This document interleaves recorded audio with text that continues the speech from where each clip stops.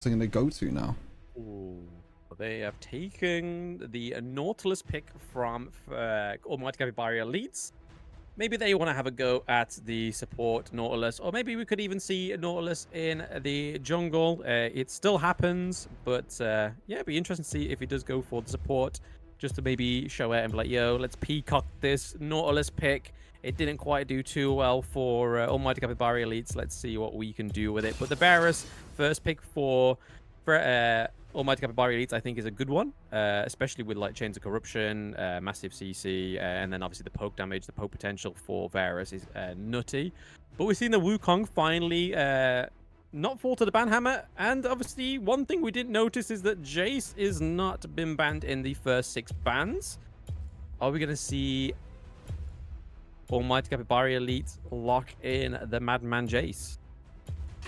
Yeah, Jace wasn't picked up here from Fiora, so it is going to be picked up here. So 2 of the champions that were banned in the first 2 games, both Varus and Jace, now being picked up for aces. So maybe this can switch their game around ever so slightly, and maybe they can look to try and get an advantage with these this combo that they have of the Jace and the Varus. We'll have to see. And then Braum is going to be the pick for Cold Star down in the bot lane, just to try and slow down the engage that Forever Esports could bring. Yeah, I mean, it worked very well for Forever Esports. The Braum pick was really good both times. The Varus and the Jace, obviously massive poke potential there, especially before the team fights even start, especially Jace with his gate empowered abilities, first ability through that as well. We see the Orianna actually swap hands also. Yeah, Orianna is going to be on Forever Esports' side, and it does mean that we're going to get a few bans. Aatrox's been banned away again for Forever Esports. Have to see who else is going to get banned. Corki, oh yeah, Corki was a champion that was banned in the first phase for the first 2 games, and that didn't get picked up for either one of these 2 teams. So bans. Shen being banned away from Ryder Zito. Had a pretty decent performance, I think, on the Shen.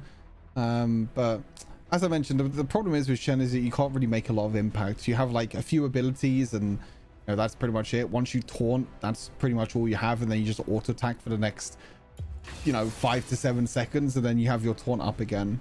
You know, his ultimate's pretty cool. He can get to anywhere on the map, but pretty much all he has. Yeah, Estal, his Fiora pick has been banned, so it's gonna be interesting to see who gets picked up in these Baron lanes this time around. Obviously, Jax is gone. Sorry, I clearly lagged a little bit, but you've still got the likes of the Garen, Renekton still up as well. Could we see the Wukong be in the jungle? Or, I mean, you rarely see him in the Baron lane, so I think he will be the jungle pick for Forever Esports.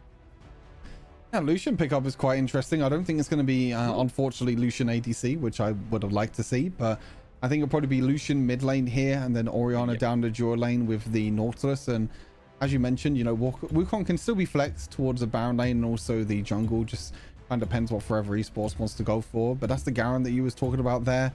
Or the last minute switch up to the Ornn. It could be Ornn Baron lane or even Ornn mid lane here, because with that Braum already picked up, that Braum is definitely not going to go anywhere else. So we're not going to see Ornn support this time around.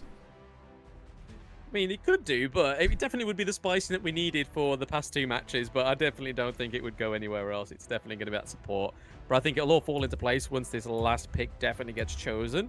But you've already got a massive stacked like front line there. You got the Braum and the Ornn. I'm a poet, but I just don't know it. But it looks like we're going to get some decent range champs there. So the Ezreal with the Varus, obviously Jace can switch between close combat and ranged as well. So I believe it's going to be the Jace in the jungle. Ooh. And there we go. Evelyn jungle. Is going to be Evelyn jungle. Oh, this is interesting. There's an Ezreal as well. There's an Ezreal and Varus. All right. Ooh. All right. I'm checking. Did they really pick Ezreal and Varus? Oh, interesting. It hasn't been any sort of changes or anything. So it looks like we're going to see Ezreal mid lane. And then we're going to be seeing, as you said, Evelyn jungle, and Forever Esports not in the right freaking order again. Jesus. Hey, I mean, to be fair, it could they completely surprise us and spice things up. Evelyn ADC and then Wukong support. But it definitely isn't going to be the case. They will get a smacked bottom, metaphorically, from ourselves. At least But we have no, some yeah, ADCs this time around. That's kind of nice. Yeah, exactly. It's representation for Stu. He loves his ADCs. Hey. he's got 3 of them in the same match, so you can't complain there, dude. Can't complain. Nope. But yeah, I'm really excited to see Forever Esports finally pick up the Evelyn, especially with the like of the Oriana, with the Wukong as well, the Nautilus. All going to be definitely a different pace of match, I believe. I don't think we're going to see the slow tit for tat. We've seen 3 first strikes on the side of Almighty. That was a bit too far. There we go. All right. You know, I love seeing already. Everyone has pink wards. Look at that. It's like, Evelyn, you will be doing nothing today at all. She's not going to be a sneaky snake. Not today. Not with all them pink wards.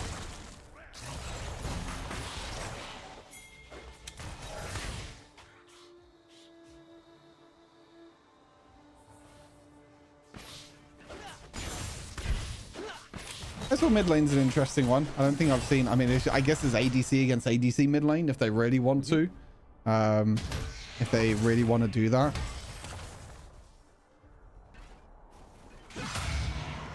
It's a switch up we need. There's a little bit of a. We're getting a bit of a stale between that first 2 rounds in the series there, but I feel like this is going to be a good one. Feel it somewhere.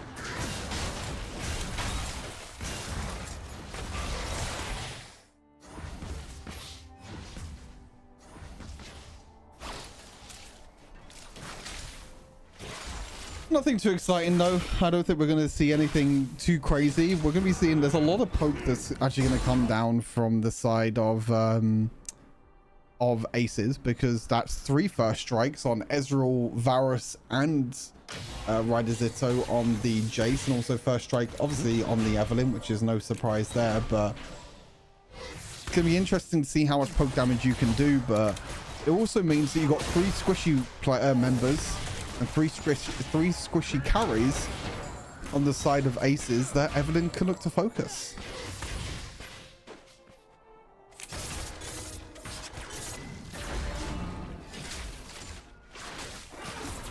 You sort of win for Forever Esports. You got Braum. It's going to be a lot more frequent than Braum's. It's going to be Braum's going to have to sort of like choose his moment of when to do those knockups. But the slow on the Evelyn's going to be, if you can land it and keep. Oh, there we go. And use slow. Oh, okay. Sanjin going down in mid. Yep, he goes down.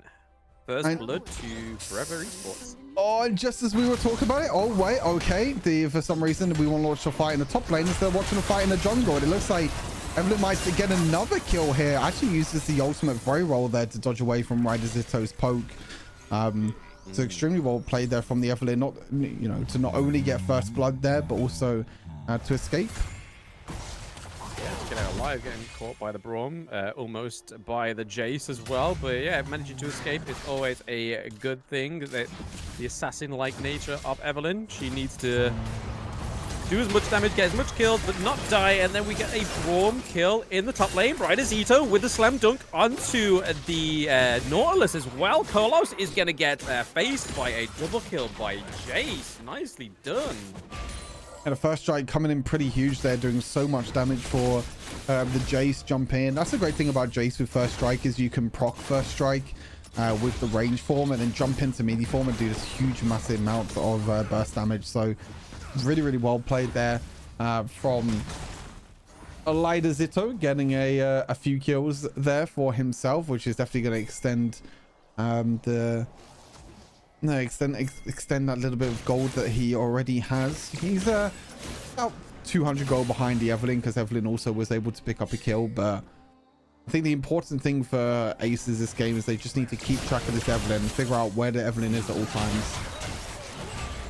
Yeah, figure out where the Evelyn is and make sort of like the play and the team fight sort of like not Evelyn friendly. They need to sort of just minimize the amount of kills that this Evelyn can get and how much damage you can do to your backline. But yeah, it's all like I said before, and I'll pretty much repeat it now. It's just the knockup from the Braum, the slow and the knockup from the Braum, and then obviously Ornn as well. Could shut down the Evelynn. I mean, from what we've seen so far, it is early game, and Evelynn managed to get first blood.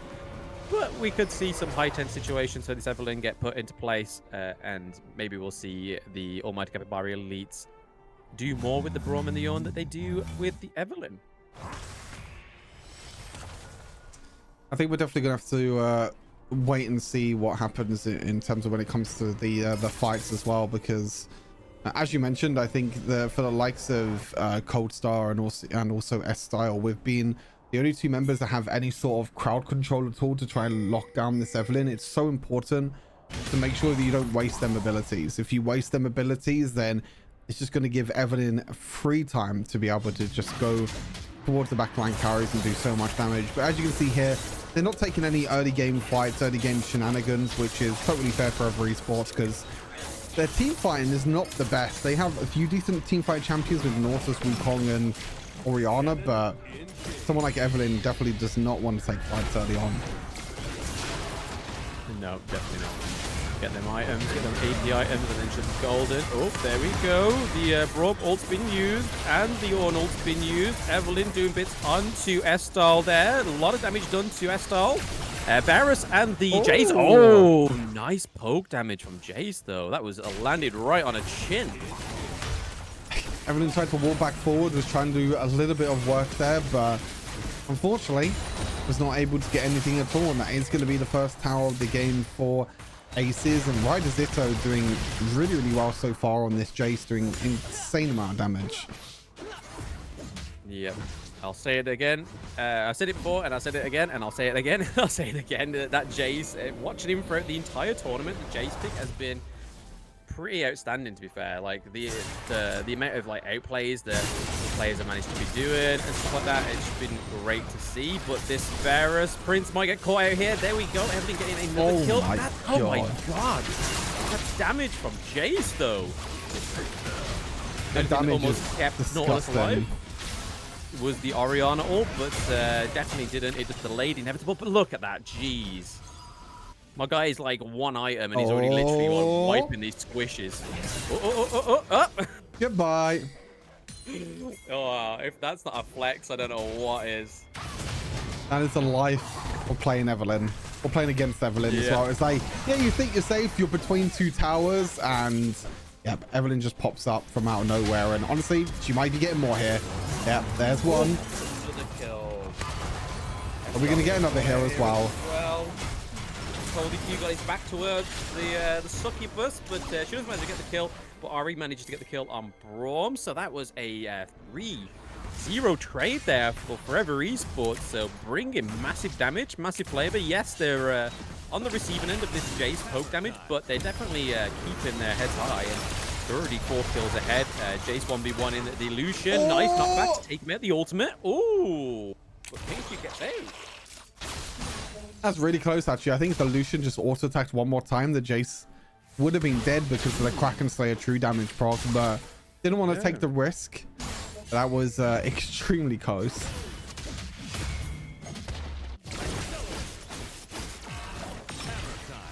Turret goes down for Blues. No, yeah, sorry. Yeah, so Almighty Capybara Elites actually leading with the turrets there. So 2-0 for Almighty Capybara Elites. It's definitely a copy pasta in terms of that Forever Esports definitely like prioritizing their kill lead, whereas Almighty Capybara Elites, ever since after the first match, they're definitely improving on their lane game of taking turrets and stuff like that. They're definitely not just sort of like going in for any sort of team fights. They want to use Shelly as best as possible, and they got that mid lane turret, second tier turret in the mid lane looking pretty low as well. But Forever Esports are just winning these team fights, getting these kills left, right, and center with the Evelynn. She's currently sitting on 5-1 as Evelynn already, and it's literally not. It's 10 minutes. 5-1. I think that's always going to be the thing that happens where with the early game. For a team like Aces that always prioritizes the Rift Herald, you're always going to try and look to try and get as big of a lead as possible. But the problem is that yes, they have 2 towers, or they did have a 2-tower lead to 0, but you're already behind in gold. And if you're behind in gold to a team that didn't get Rift first and got the dragon, so is going to be pretty much scaling with this mountain dragon now, it's going to be very, very scary, I think, for Aces. And there goes all first tier turrets for Aces, but like you say, I mean, to be fair, it's going to set them up nicely if they can kind of just keep the paces with the gold lead and just try not feed as much on the gold side. I feel like if they can manage to get some good team fights and set up the lane priorities for themselves, I feel like they can kind of keep this in and look for a 2-1 victory over the Forever Esports. But I feel like if they just keep letting Forever Esports win these team fights, get these dragons, it's just going to be just a hard and inevitable slow defeat for them. But we're seeing that Nautilus takes a lot of damage. Ori ult, bringing him for the teammates. Here comes Lucian with some massive damage taken out. The Ezreal, but the Braum getting the slow and the stun onto Evelynn.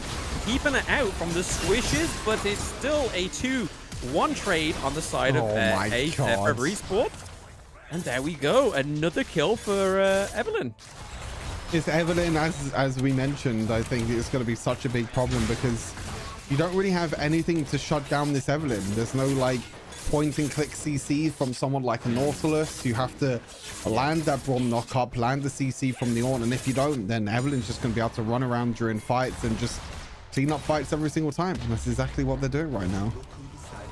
Yeah, I mean, the Aces had the right thing at the beginning of that team fight, literally focusing Braum onto the Evelynn, but there's only so much that slow and the knock-up can do from Evelynn. She just backs off, goes back in, especially after poke damage has been done from the Orianna from that ult, and obviously that was then led on by the Lucian's damage as well. I think that really set up a great aftermath for Evelynn to try and capitalize on, and we saw her get not many kills, but a single kill there. But it definitely was a positive, net positive turnout for Forever Esports within that engage.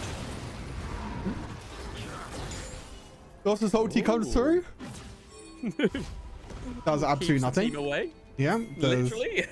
Oh, just pushes them further down lane. Look how scary it is. Like, look, Prince can't even walk up either. If you step up a little bit too far here, if you're the side of...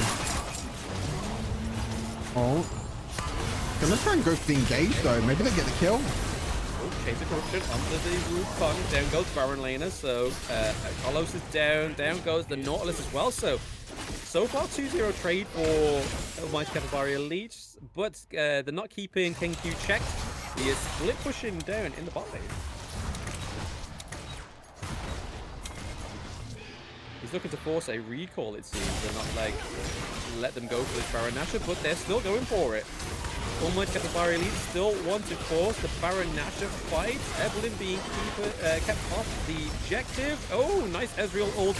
Do a lot of damage onto the Evelynn. They do get first Baron Nashor.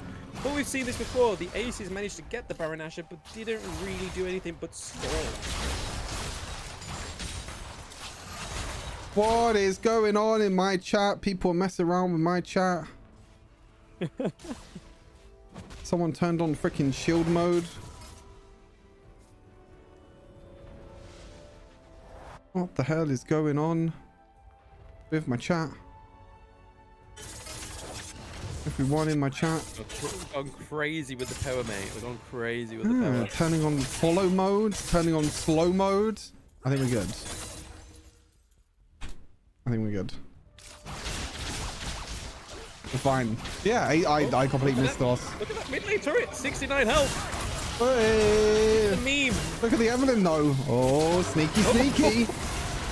There she is. Oh, okay. Managing to use the ult to get back there. That's one play. Oh, Varus looking for some poke damage. We see Ezreal getting that kill on the turret there in mid lane. Carlos is in. We see Ornn coming in as well. A lot of low health on the side of Forever Esports. So that is a 2-0 trade for them. Double kill for the Ezreal. Nicely done. Inhibitor goes down. Oh, they're actually doing something with the Baron Nashor. Oh.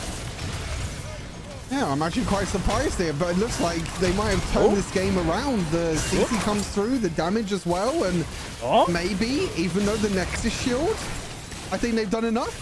Carlos has left the Nexus. He's literally just run for the hills, and there we go. Oh, what a nice turnaround for Almighty Capybara Elite once again. Well, it's that Jace, man. I mean, the Evelyn was great, but Jace with the poke damage, that was just horrific. I guess the Evelyn wasn't able to do enough in the end, unfortunately. When the members are grouped, and to be honest, I think with that kind of go button that Aces were able to do in that, you know, just around that Baron, just before they took that Baron, the engage there, you can see from the likes of Ornn, can be very, very strong. And when you do have a lot of follow-up from these ranged champions like Jace, Ezreal, and Varus, they could do so much. And then 2 picks that they got just before they took that Baron was actually enough. They took the Baron and they just kept on riding the wave of the Baron buff. And even though it was a really, really strong game from the Evelyn, unfortunately, it wasn't enough. Yeah, I mean, I don't know if we'll see the Evelyn come through again. I don't think to be fair, I don't know if Almighty Capybara Elites are going to ban the Evelyn, because there was a lot of bans that were coming through. There were no pointless bans in that draft. It was quite well calculated to take the Jace, the Jax off the table, the Fiora off the table, and the Zed. I think the Evelyn in a bit of a better draft for Forever Esports may have gone down better, but they definitely rided the wave of Rider Zito on the Jace.